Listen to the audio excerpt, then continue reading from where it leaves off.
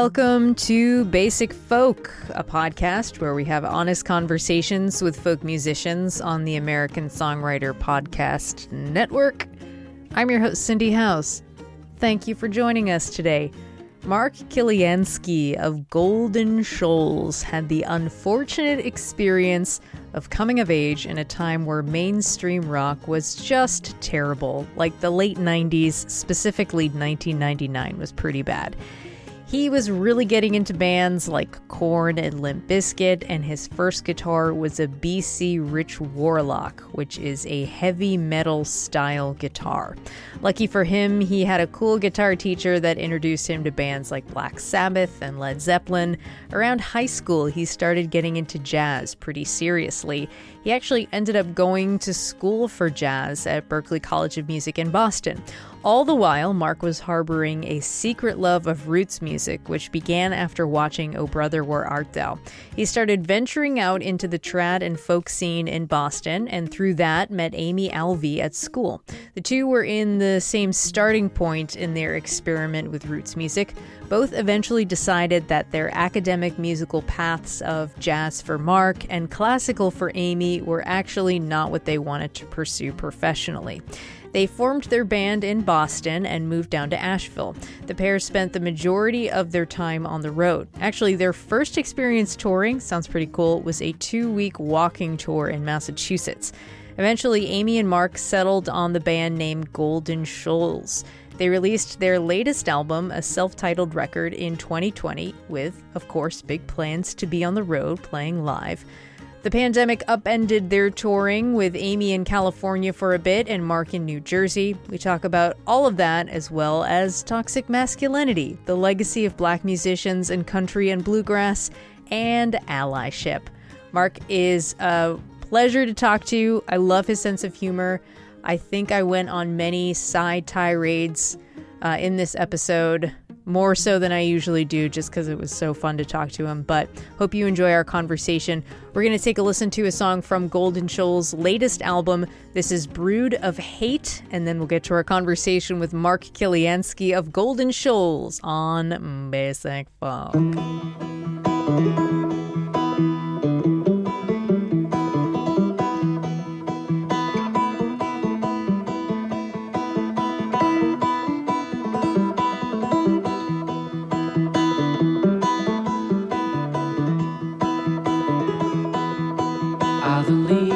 Dry and dying, the air takes on a chill. The shadowed clouds are gathering now upon that hallowed hill, and the specter of the working man's savior is a bold and a boisterous lie, and everyone wants to be Jesus Christ, but nobody wants to die.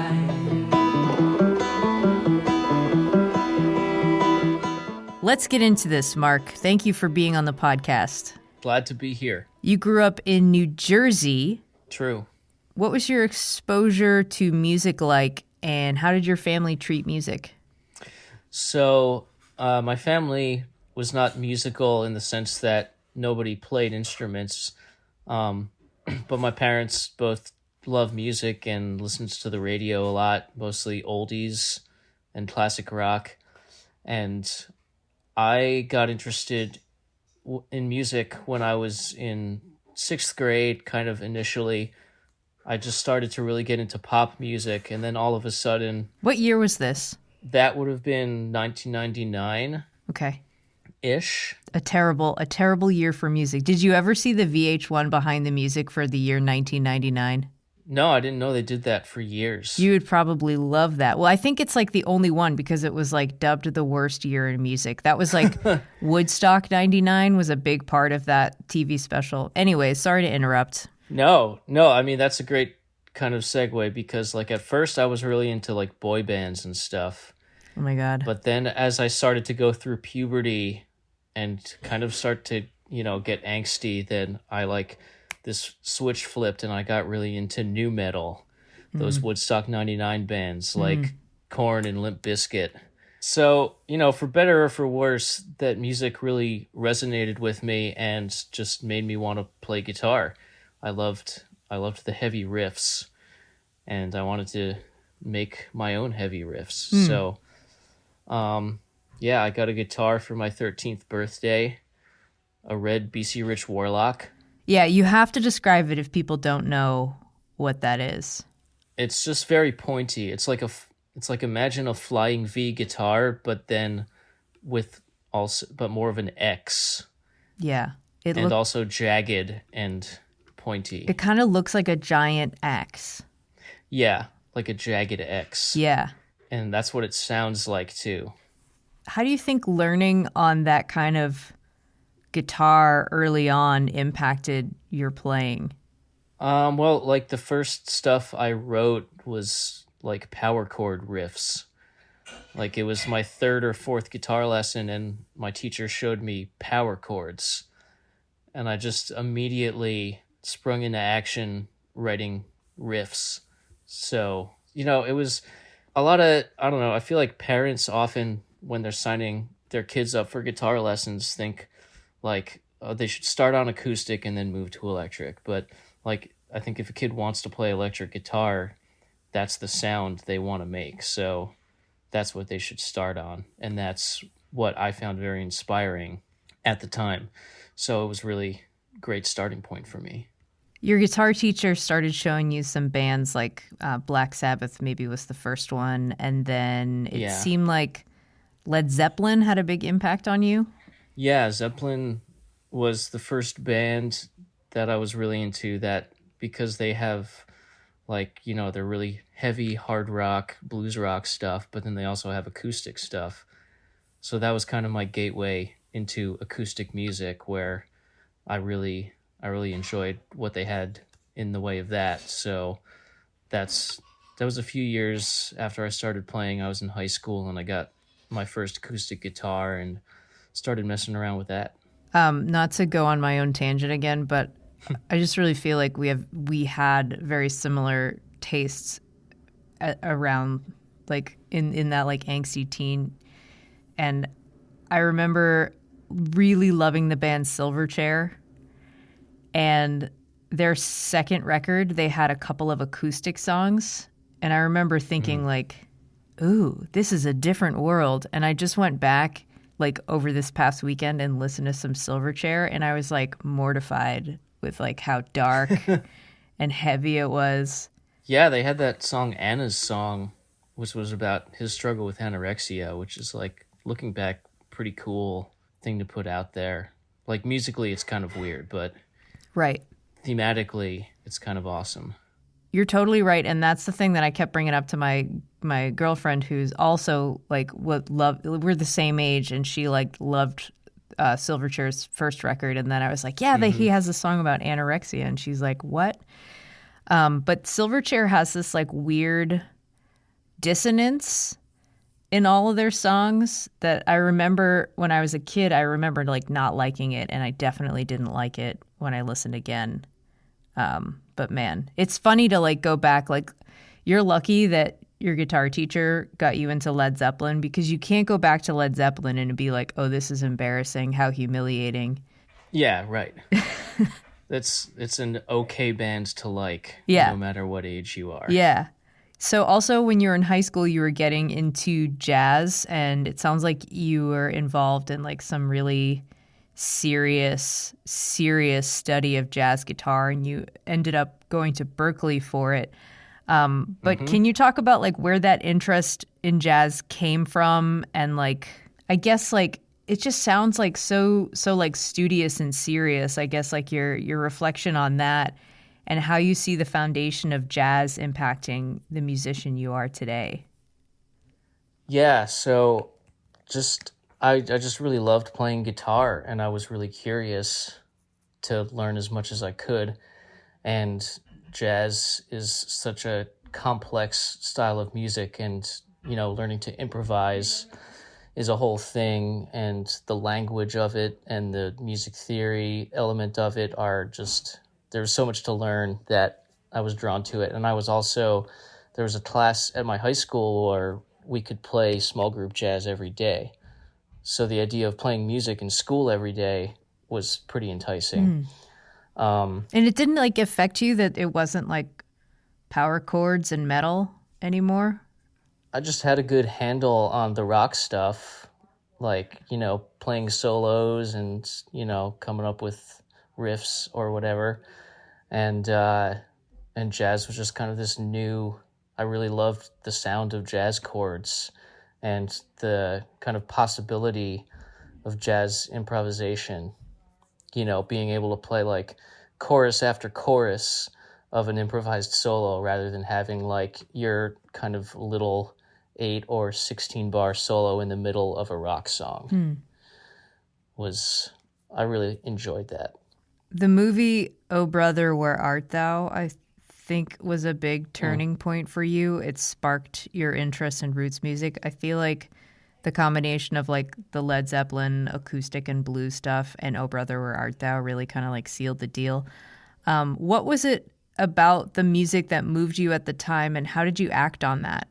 It was just kind of like, it was really around the same time that I was listening to Led Zeppelin and enjoying their acoustic stuff. And then the music on Oh Brother, Where Art Thou is kind of like the more legit source of where Led Zeppelin was kind of getting their inspiration from, like pretty much everything that Led Zeppelin did was inspired by the Delta blues or by like, English folk music or early American country music and stuff like that. So it was like this going back to the source that is kind of like any musician is always looking for, like, where did this come from?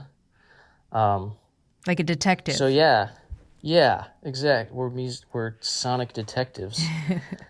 And but I didn't know anybody that played any bluegrass, country, whatever. So it wasn't until I got to Berkeley and met musicians at Berkeley who were into these styles of folk music that I started really exploring it. Yeah, at Berkeley College of Music, you were there, like we mentioned earlier, to earn a degree in jazz composition. But the traditional and folk root scene in Boston, it sounds like it really stole your heart. Yeah, it did. Because I always loved jamming and just like playing music wherever, whenever, and playing folk music. It's acoustic. You can go in the park, you can go up on the roof, whatever. You don't have to bring your amp or your drum set or whatever, and just that element of fun and spontaneity really resonated with me. And then started going to bluegrass festivals, and it's like just stay up all night jamming and partying is the most fun thing ever. Can you talk a little bit more about discovering the social aspect of music when playing roots music versus what you were doing at Berkeley with jazz? Yeah, there's always kind of a commonality in the jam session. I was really used to going to jazz jam sessions where you get together with a bunch of other people and somebody calls a tune. And there's a standard repertoire that most people know, and it's the exact same thing. So I was kind of familiar with this setup, like, the Cantab in Central Square, RIP, is where me and so many other people cut our teeth on bluegrass jamming.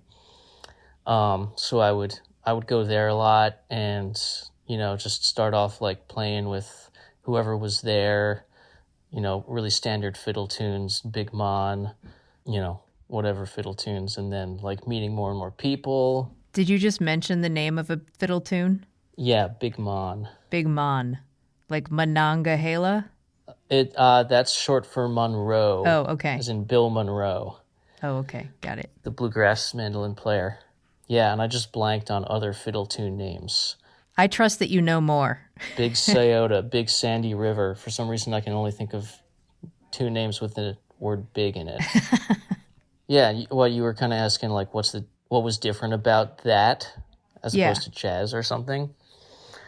Yeah, and one of the differences is that, like, at a jazz jam session, you usually bring along your real book, which is this big thick book that has all the tunes, the standard tunes notated, that if you don't know the tune somebody calls, you can look at this book. Whereas at a bluegrass jam, no one knows you use anything. your ear. Yeah, nobody knows anything. Most people don't know how to read music, probably.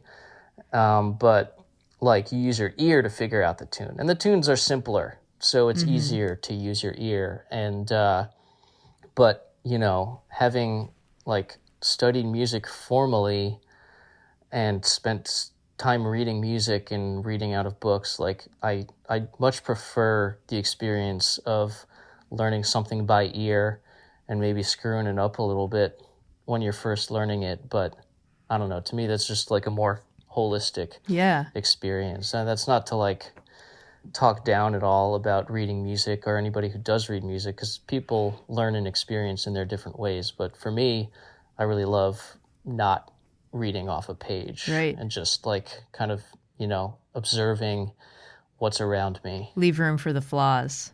Totally.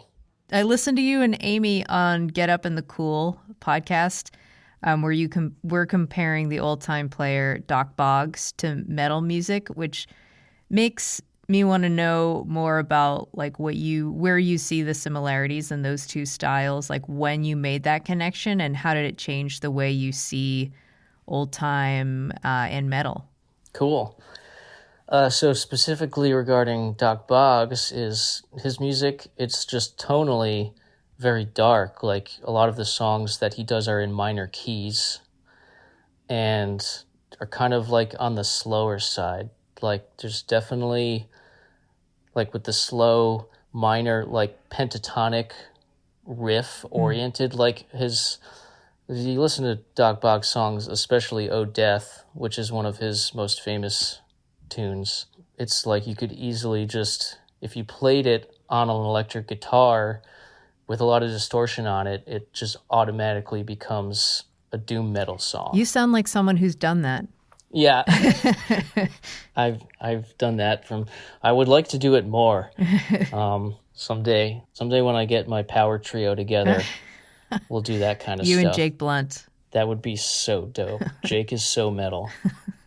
Yeah, but then, like, I mean, a lot of people compare old time music to punk rock because it's like usually just 3 chords and it's super rhythmic and kind of getting into the difference between old time music and bluegrass music, where bluegrass is kind of like soloist oriented, technically virtuosic oriented. Old time music is more about just like playing a melody with a lot of rhythm.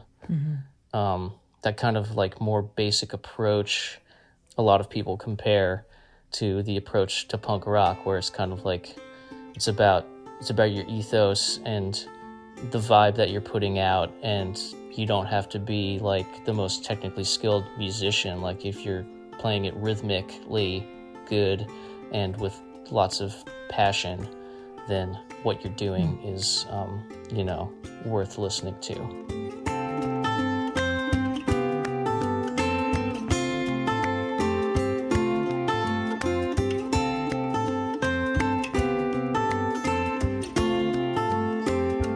You have a pretty great sense of humor, and you do a good job of working that into your music and even into your promo. Like your Kickstarter video for your last record was hilarious, by the way. That was fun to make. How have you related to humor and comedy through your life, and what was the process like of incorporating it into your music and public persona? I actually, a few years ago, I was talking to a friend and just for whatever reason, saying when I was a kid, like when I was like 6 or 7 years old, I wanted to be a comedian or a magician. Like those were the 2 things that I thought I wanted to be. And my friend was like, well, you're both now because you're a musician. And I was like, whoa, you're right.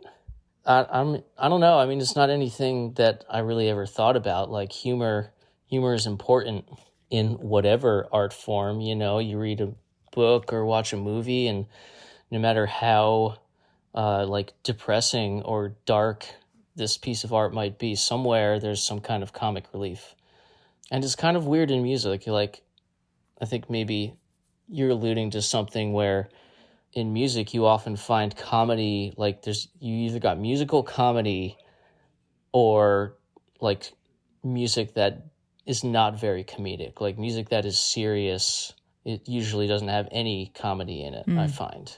Maybe, maybe the odd artist every once in a while will, like somebody like Tom Waits will have like very serious but also comedic music. But it's definitely something that I think balancing very serious subject matter with, very light or fun subject matter, or like, your classic bluegrass formula where you have an incredibly sad song where somebody probably dies, but the music sounds happy and cheerful as can be. It's a balancing act. And, some of the best soloists, especially in jazz, use comedy in their solos. There's a thing in jazz music where they'll often quote the melody of another tune, some different tune or some, commonly known tune in the middle of, you might be playing this Charlie Parker tune, but then you'll play like a little bit of the latest pop song in your solo. And that kind of reference thing, I definitely got from jazz and enjoy taking that same approach in folk music. You did an interview a bunch of years ago. It might have been before you started playing with Amy, with your buddy from Red Line Roots, where you said, Brian Carroll. Yeah. You said, I am a songwriter, and I now consider myself a, quote, singer after many years of trying and failing. Forgot all about that. Which made me want to know more about your relationship to your voice, like what that has been like, and how did you learn to be confident in your singing?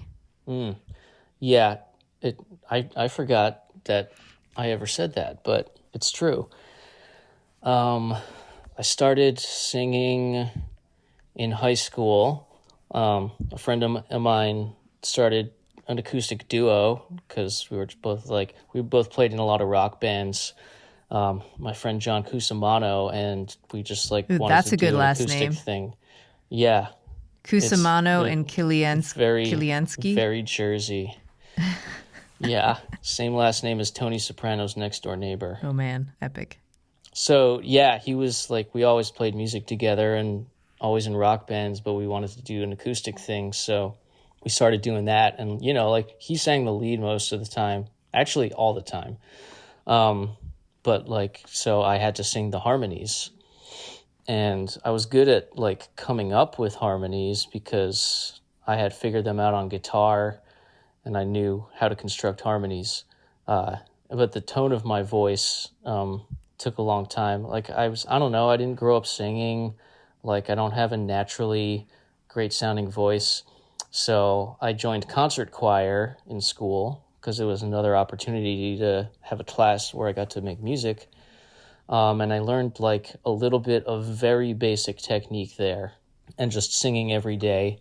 My voice got stronger, but even still through college, my sound and my pitch really still needed a lot of work. Eventually, I just took some vocal lessons from different friends. Took one lesson from George Clements from the Lonely Hearts String Band, and another from my friend Dari Matilski, who's an awesome singer, and she's kind of done some electronic music stuff in New York City, and just learning how to actually, it's an instrument just like any other instrument. People don't always think of it that way because anybody can sing, and oftentimes people who are good singers are kind of naturally good, but you got to learn, if you're not naturally talented like me, you got to learn how to breathe and how to hold yourself and be relaxed but also engaged physically. And I'm still always trying hard to get better, but you listen to me now and you listen to me 5, 10, 15 years ago, you will notice a difference for sure. The first time that you and I we haven't met in person, but the first time we met is you were doing a live stream for Club Passim. And I was running the stream, and I noticed in the chat that Betsy Siggins was there, and she said, my nephew, which I was like, I want to hear more about this. Geez. So Betsy, if people don't know, Betsy Siggins has spent most all of her life around this kind of music that we've been talking about. Like, she was at Club 47, like almost from the get-go, running the club, and then was the executive director of Club Passim for many years, and has just been this like New England folk living legend. So how was being related to Betsy, how has that enriched your musical experience? Yeah, it's kind of funny because like I remember growing up and we would visit. I'm related to Betsy through her partner Hugh, who's my dad's uncle, and we would go up and visit them.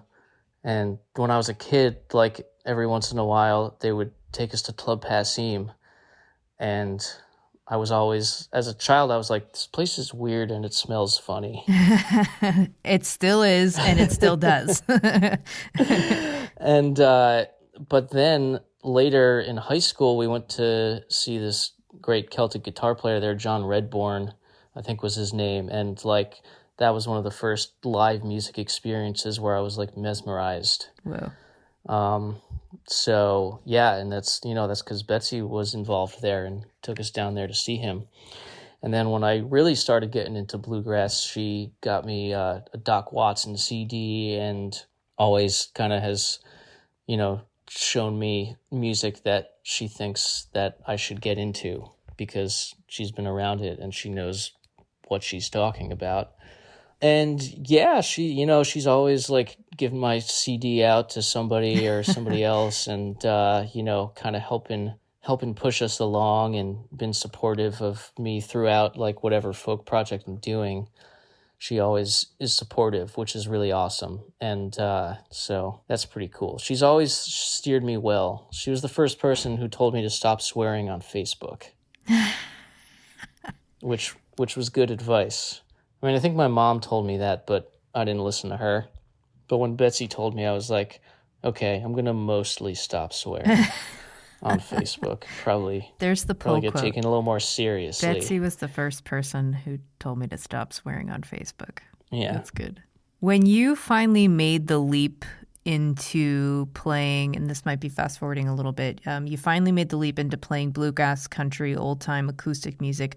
Was it hard to give up jazz, and how do you work to stay connected to that part of you?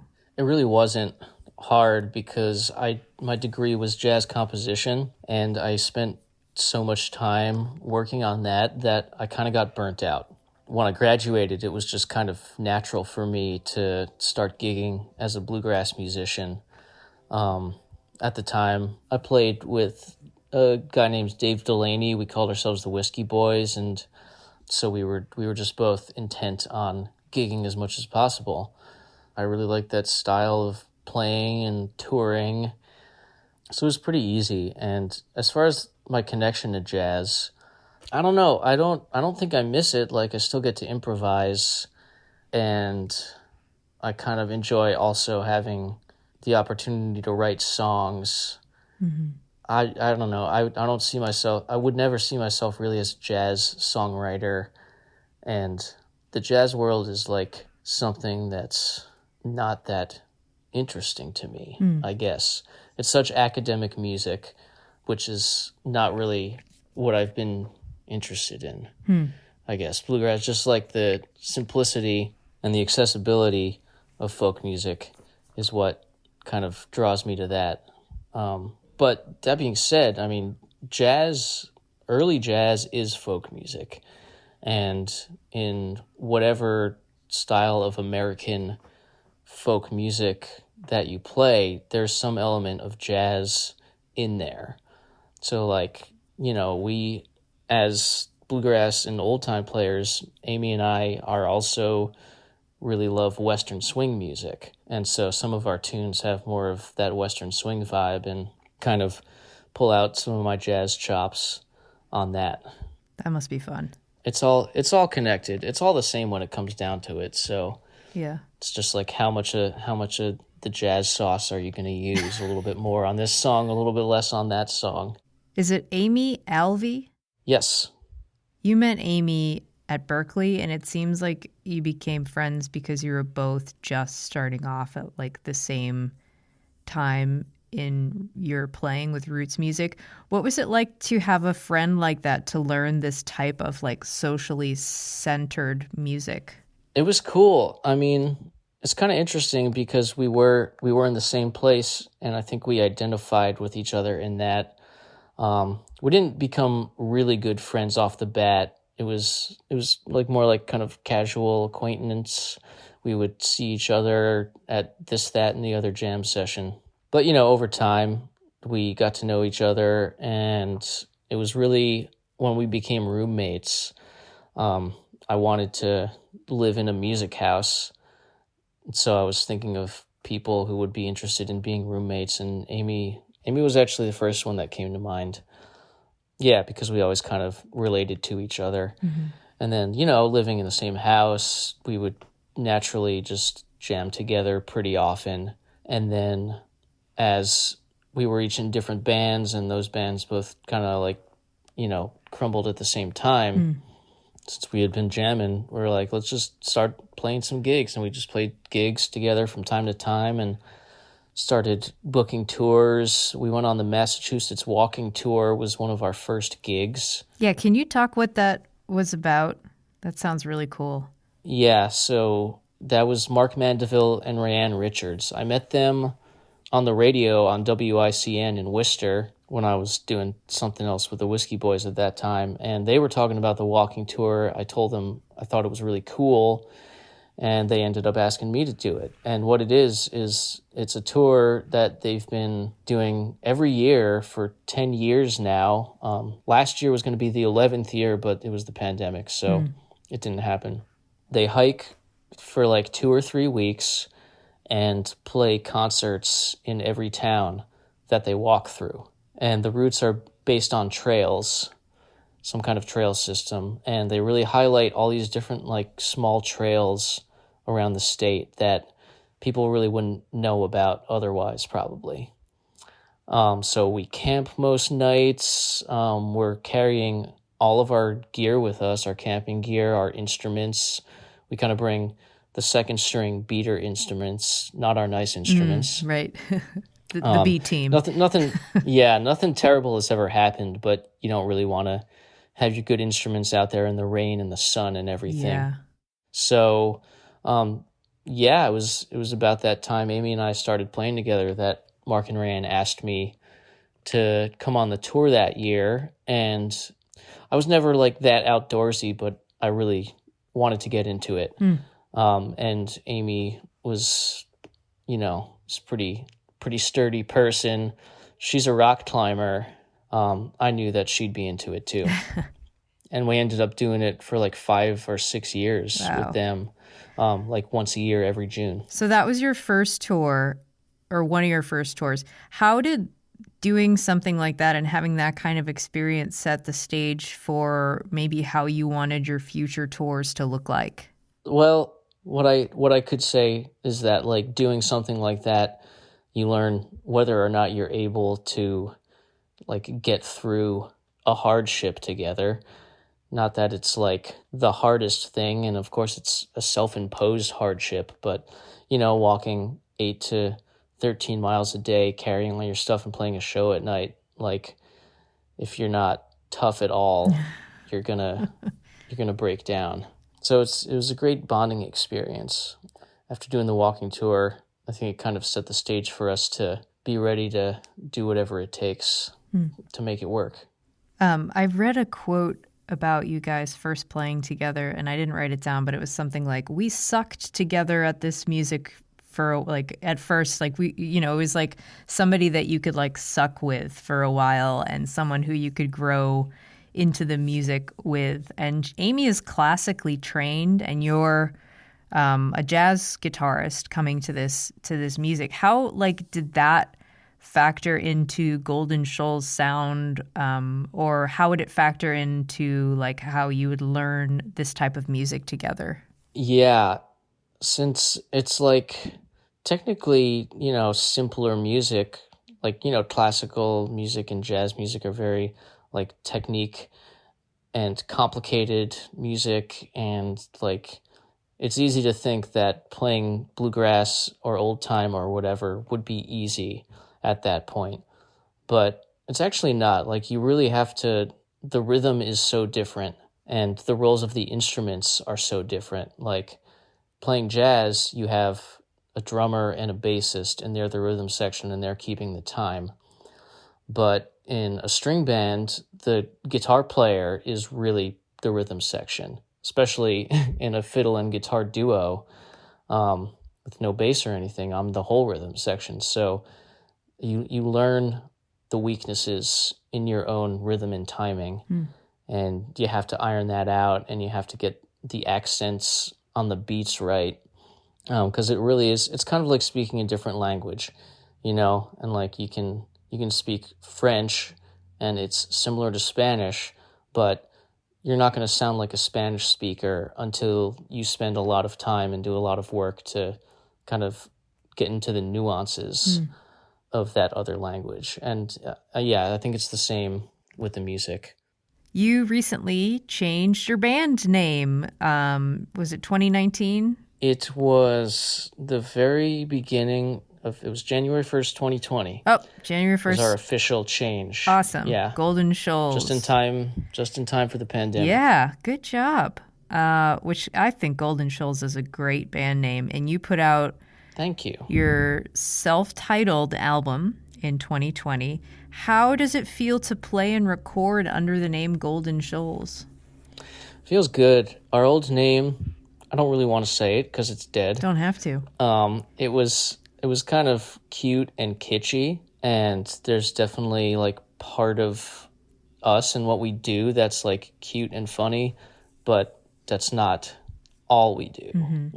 We try to present an array of emotions and feelings to an audience. And Golden Shoals, I think, there's many reasons why it's a better choice. But yeah, so reason one is that it kind of like allows us to define what Golden Shoals sounds like. Whereas our old band name, it was very much like, sounds like old time party music, cute, fun duo.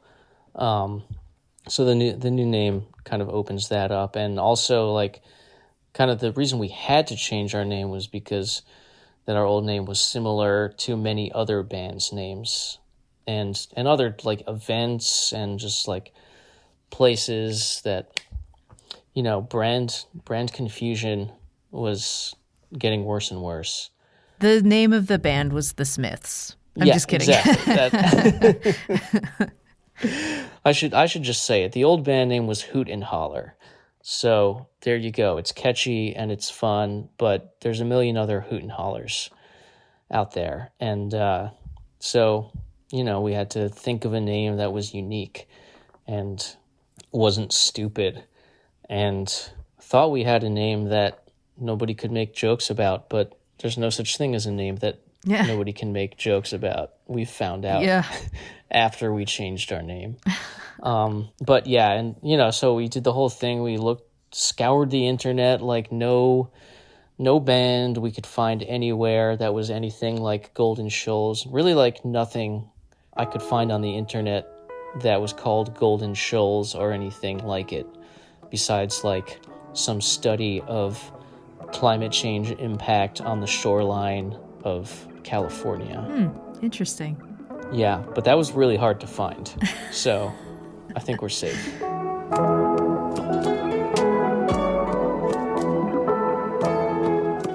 Hey everybody, it's Cindy from Basic Folk. This episode is brought to you by BetterHelp. BetterHelp assesses your needs and matches you with your own licensed professional therapists. You can connect in a safe and private online environment. It's very convenient. You start communicating in under 48 hours. professional counseling done securely online. It is more affordable than traditional offline counseling. Financial aid is available. Licensed professional counselors specialize in depression, anxiety, relationships, family conflicts, LGBT plus matters, grief, self-esteem. Anything that you share is confidential, and you can start living a happier life today by getting 10% off your first month by visiting betterhelp.com/songwriter. You can join over 1 million people who have taken charge of their mental health. Again, that's betterhelp.com/songwriter. Bye.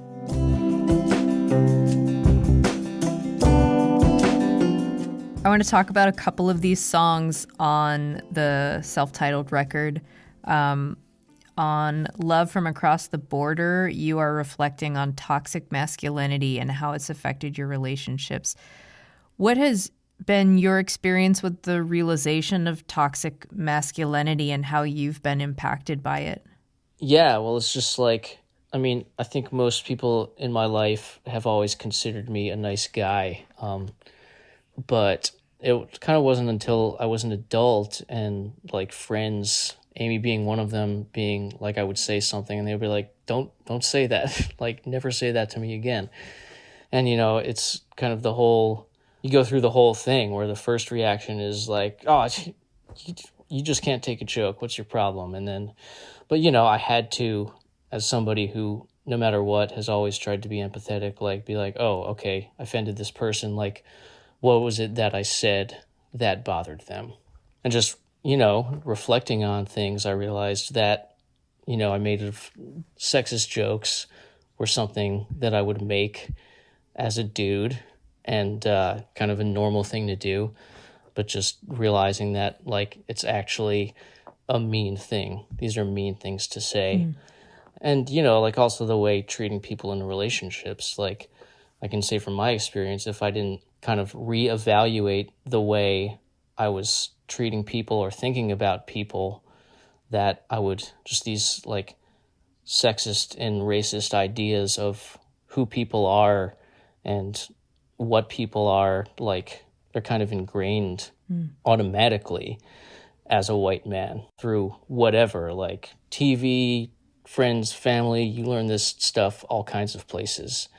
And, just being encouraged to analyze that has been good for me as a person and has been good for the people around me.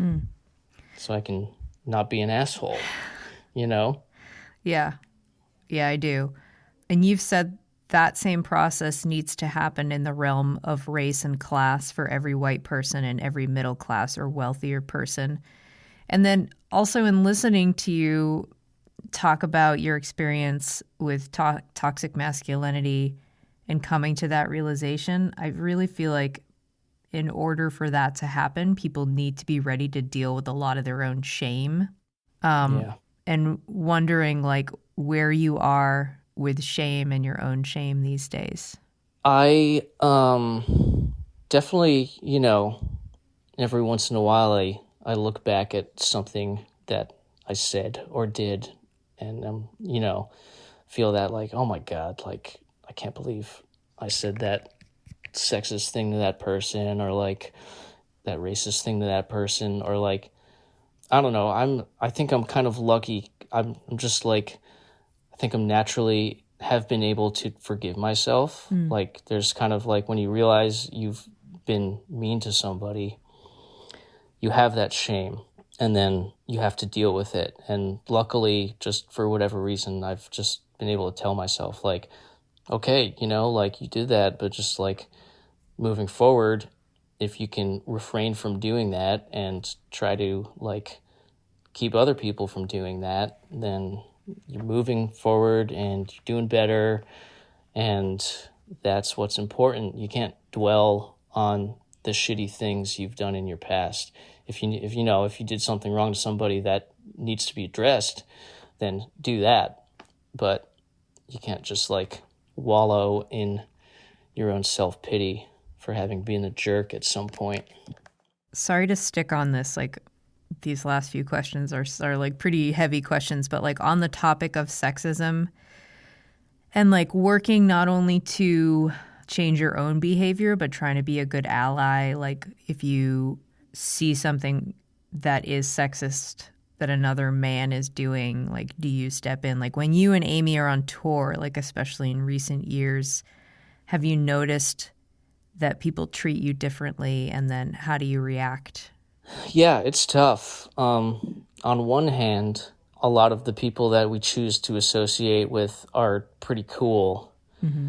But then on the other hand, yeah, you just like, I mean, we're kind of lucky in that we haven't experienced that much of that kind of thing, but every once in a while there's like the odd comment from an older male on Facebook, on our Facebook page, and like, I mean, mostly it's just like in that regard to like how Amy and I work together and move together throughout the world. It's like generally I just like defer to her first. Like, first of all, I'll try to like interrupt if I think somebody is like being inappropriate and just like guide this conversation elsewhere, and then like figure out how Amy wants to deal with it. Because, you know, it's in a situation like that, it's her feelings that are what's most important. And yeah, like a hardcore, like straight up calling somebody out is something that I haven't really done. Every once in a while, I'll just, you know, have to say like, that's kind of a sexist thing you're saying. And then that kind of like, I don't know, and then usually change the subject. Right. The calling out is hard.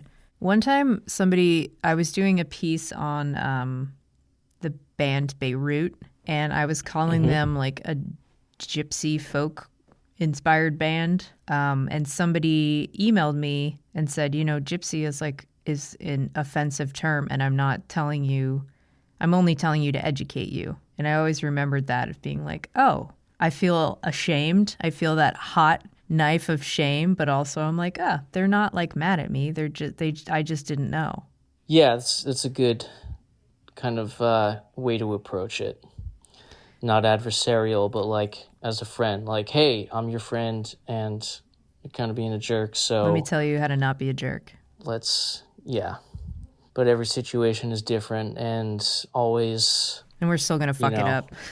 I could always do better, and I always should do better, and I just need to be reminded of that every once in a while. You're reminding me, I've been meaning to like, there's kind of the local news source for my hometown, and they always use the word native, like Nutley native so-and-so earns scholarship, and like, well, that's, I don't know. That's not really the right way to use the word native, like you're kind of erasing native cultures, especially in a place like New Jersey where the natives are very invisible.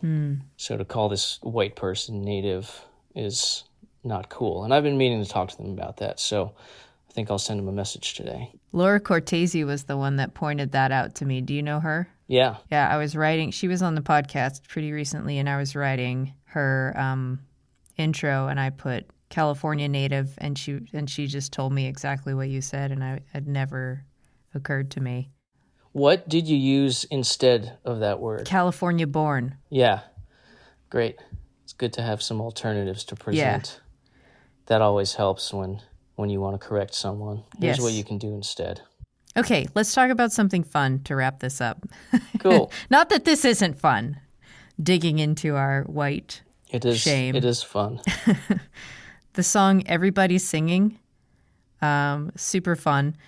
It celebrates and rolls eyes at the wacky people and places we encounter as touring folk musicians. That's what you said about the song Everybody's Singing, which makes me think about like connecting with people and creating a community on tour, coming back to see old friends.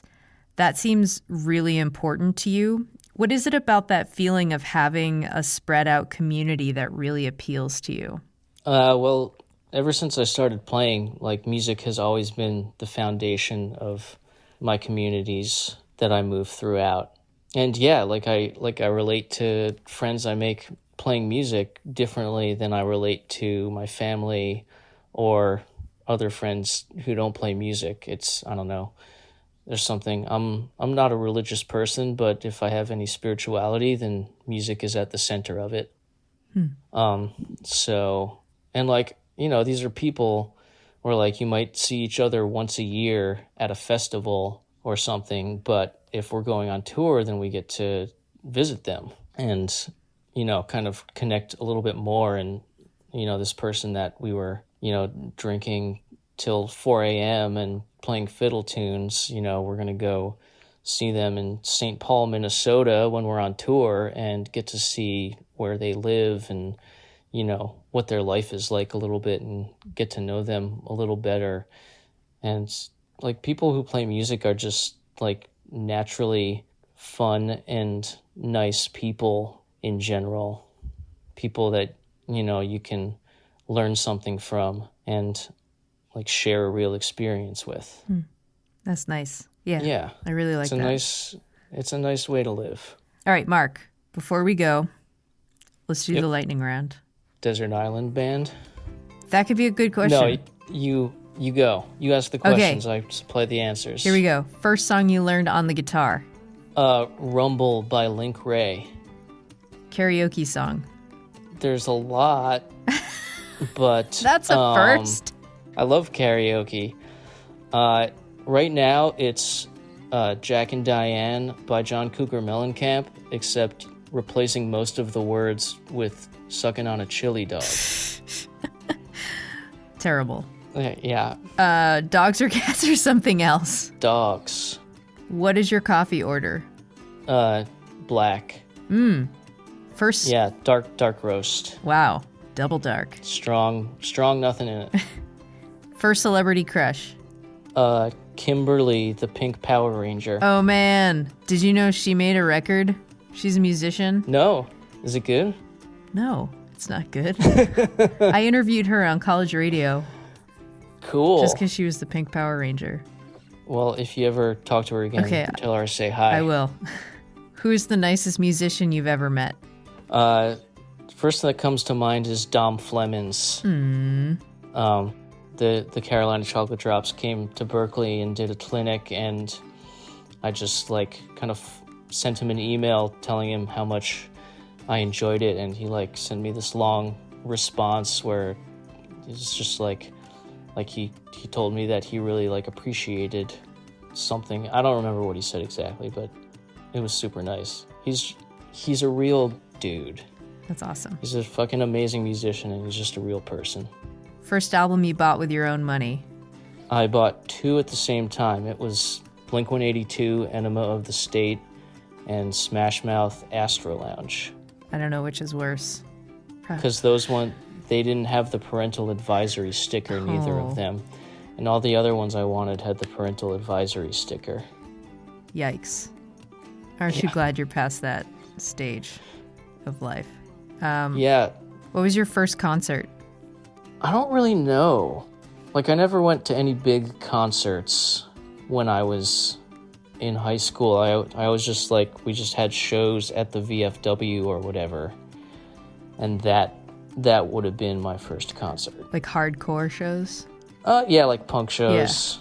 Yeah. And not a lot of moshing or anything, but, mostly punk bands.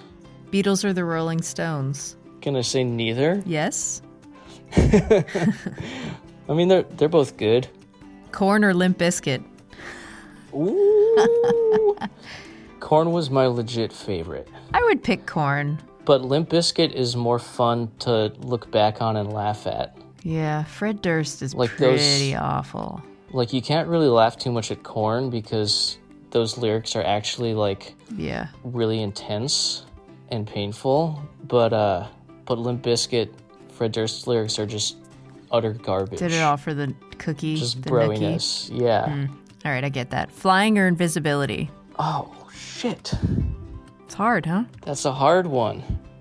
I think, so flying, because I think if I could be invisible, then I would be tempted to do some things that I probably shouldn't do.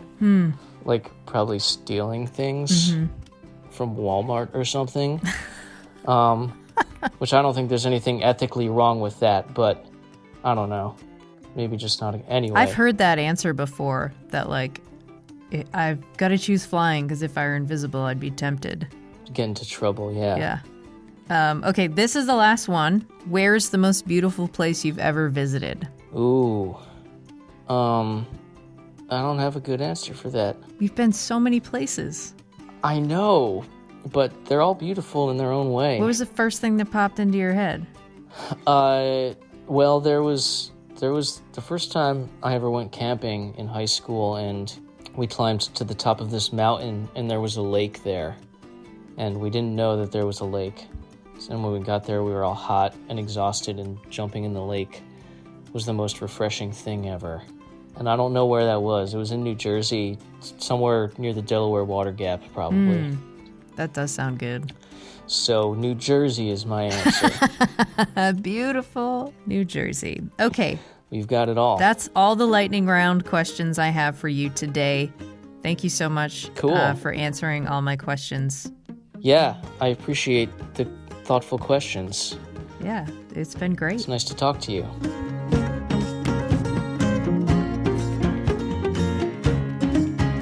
Basic Folk this week was produced by John Nungesser. Alex Stanton of the band Townspeople composes our music. Basic Folk is on the American Songwriter Podcast Network. I'm your host, Cindy Howes. Thanks for listening all the way to the end. And if you enjoyed this, please share it with a friend. And all of the episodes of Basic Folk can be found anywhere you get podcasts, on the American Songwriter website, or at my website, cindyhowes.net. Okay, we'll talk to you next time. Bye.